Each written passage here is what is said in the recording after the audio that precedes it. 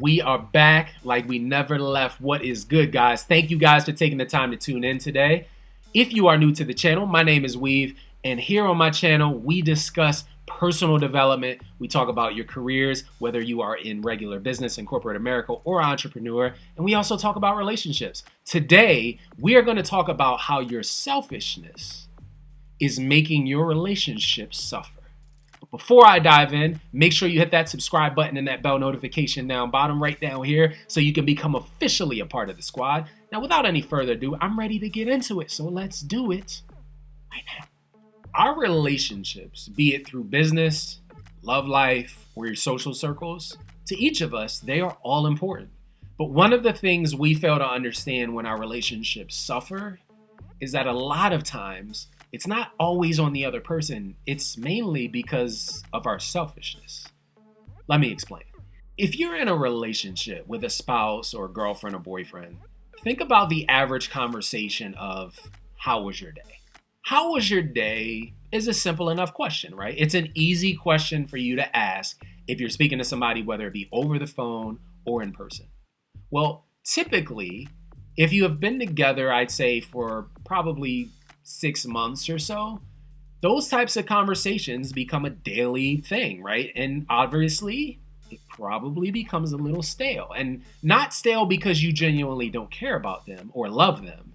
It just becomes, well, just a little dull.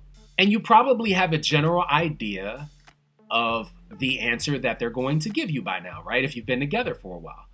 But my point to this is, most people, if they know you well enough, right? So that person that says, how was your day? And then your spouse or your significant other responds, you usually answer with the intent to respond and not really with the intent of understanding. So if your spouse typically complains about their boss or their coworker or how much they hate their job, then what's your expectation? I'm probably going to give them some generic ass answer. That means basically, let's move on to the next topic. That is you being selfish. I'm glad that we're able to talk about this because when you talk about something to someone, a friend, a family member, a coworker, a business partner, you typically want them to pay attention, right? If I'm talking to you, I would like for you to pay attention. Why? Because it's important to me. So ask yourself this: when someone that you know well enough and see often ask you questions, how genuine is your interest? Like truly, how likely are you to delve deep into what and how they are feeling in this moment right now? Because honestly, most times, these people aren't really looking for you to respond, but we always respond, right? We are so quick to offer a retort. Well, I think you should just do this, or you should say that. Well, guess what?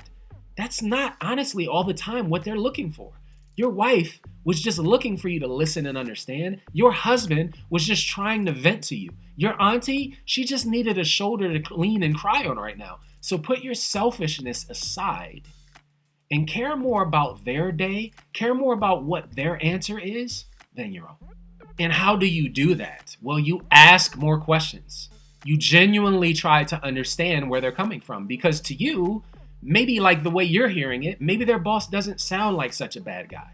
Maybe to you, your cousin didn't really do such a bad thing and you can't figure out why your friend is pissed off at them. But honestly, that's more than just you being a poor listener. That's you not caring enough to understand their plight. And the moment you begin to understand what makes solid relationships, why people are coming to you in the first place, where these people are coming from, the easier it is to advance and grow in other parts of your life.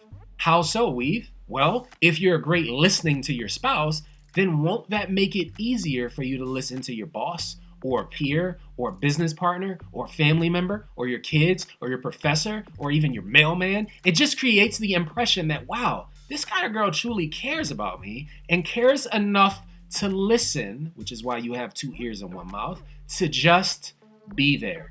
But this requires you to put your pride to the side and care more about the people that you surround yourself with than to always want to talk about yourself. Do you want to know why people respect and love you? It's because they know you will be there for them. I'm not talking about financially. I'm talking about how, hey, this guy or girl has my back. That's a solid built friendship that'll last a lifetime. That's how you build a marriage that spans decades. That's how you raise kids that are independent, yet pick out loves of their life that complement them and make them better. It's your ability to be selfless and care about the individuals that deserve it in your life. Always put yourself first. I'm always going to tell you that. That will never change.